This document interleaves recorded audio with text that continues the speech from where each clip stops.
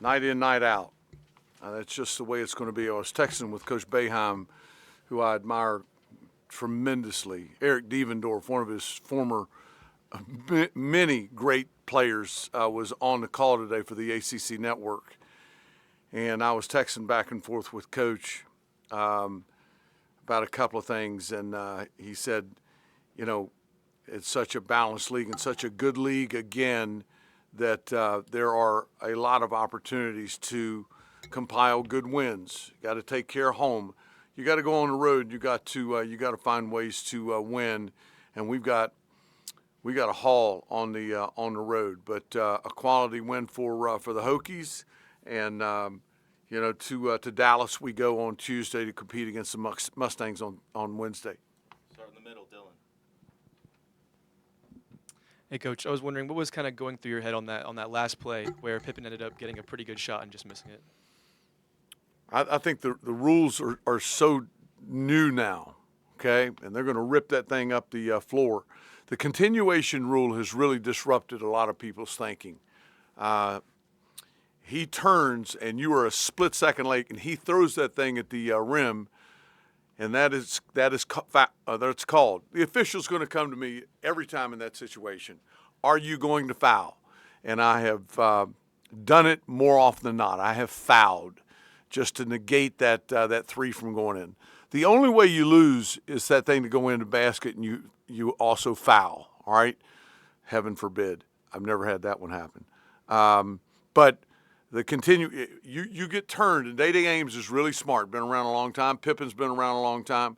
That kid catches that ball maybe with his back to his basket and turns real quick and shoves it, knowing that you're going to hit him. That's a disaster. He got a pretty good shot. I thought it was pretty well contested. I'll see it several times tonight on film. Caught a break. Thomas on the right. 23-10 advantage on points from turnovers today. What did you like about your team's ability to get out in transition after getting steals? Well, we flipped that on the glass. All right, in the first half, we got our ass handed to us on the glass, and that's hard to stomach. They don't have a very big front line other than Dort, and we thought that was a real advantage for our team. And I think it was 19-8 or something like that in the first half. Second half, we did a much better job. But the turnover part, they had 7 more shots in the first half. That's a big deal. They have 7 more shots on goal than your team has. It's going to come back to your rebounds. It's going to come back to your turnovers. We'd handled the ball, so obviously we didn't rebound it well enough. I hope I answered your question. You did. And then 14-point run from Cal. What did you like about your team's response to that when you then go on your 11-point run? Was that in the second half? First half. We were in good shape, and I remember it going up 11. We had a media timeout in there. I thought we were fine. I wasn't going to we was certainly no time to panic. But right back we come offensively, had a really nice flurry, and I think tied it up pretty quickly. I guess it was tied at the half. We're 17 games in now. This thing comes at you fast. We've seen a lot of situations. Next best action. What's next? Not too high, when you have a 10-0 run, not too low when you have a 10-0 run the other way. Just the next play. Just move on to the next play, and this team has been pretty good with that. Left side, one question. We'll start with Joey.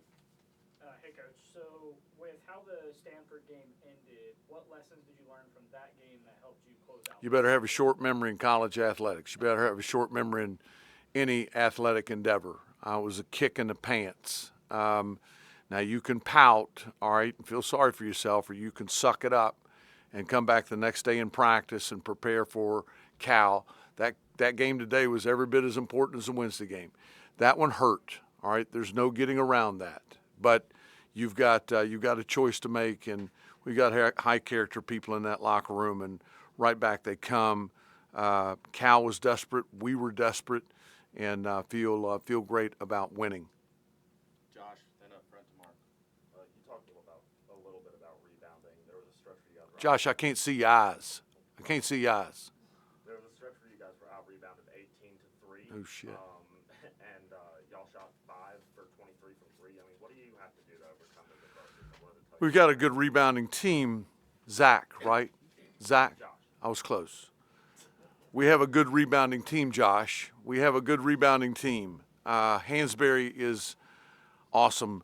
Toby being back in the lineup obviously really helps us. Our guards have to rebound better. Where were you getting in trouble? And I'm going to get way into it. Duffy Bear has no idea what I'm talking about. But when there's dribble penetration and a post player has to step over, all right, now that takes him out of his where he's supposed to be on the glass. The shot gets up on the rim. You've got to have a guard cracking down on his matchup who's a post player, who's a big person, Dort or 17 or 8. And we did a poor job with that. Much, much better in the second half. Guarded the ball better in the second half. Mark, go ahead. This time you took the lead for good with a little less than 4 minutes to go, and you kept it the rest of the way. What did you like about your team's play down the stretch there? Well, again, 17 games in, and I think back to the Providence game. You know, that game had some moments where it didn't look real good for the Hokies. South Carolina on the road, Virginia in here in triple overtime. You click them off. Those experiences are invaluable for moments like that. And I thought they had a good look about them, and I thought the response was quite encouraging. You've had, going back to that overtime Elon game, you've had 5 straight close games, and you've won 3 of them. Is that a learned skill to win those close games? You've got to be able to play in pressure moments, all right? And that's why that non-conference schedule and those moments, who's going to respond, who may not respond. You got to step up and make foul shots. Bedford missed one. Jay Shute missed one. That we walk out of here comfortably if we get those down. But we shot our fouls great today. Again, I said it earlier. We're going to have a lot of these, and I wish it weren't so. But it's a really good league, good teams, and we're going to have to respond. Time in and time out. So we look forward to it. Last two, Tim? Mike, how pleased were you with your team's physicality? 34 points in the paint, 27 free throws. I don't think you guys attempted something that wasn't a free throw or a layup in the final 4 minutes. We haven't gotten to the line as much as I'd like for us to, but we've got a physical team. David Jackson does a remarkable job with them. They're men. I mean, they're men, and one of our toughest kids.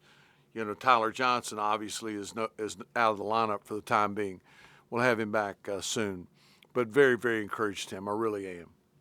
Mike, what did you like about your defense in those final moments coming down the stretch? It felt like you guys were really buckled down on them. I know you got beat on a couple things, but when you had to step up, it seemed like We did. 5 for 23.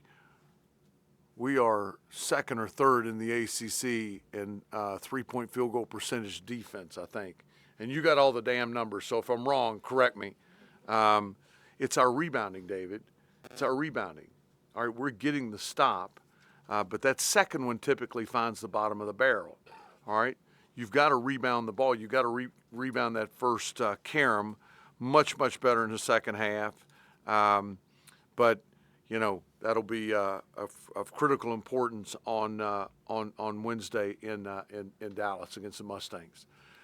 Good to see everybody. Wish you well. Thanks, Mike. Thanks, Tim.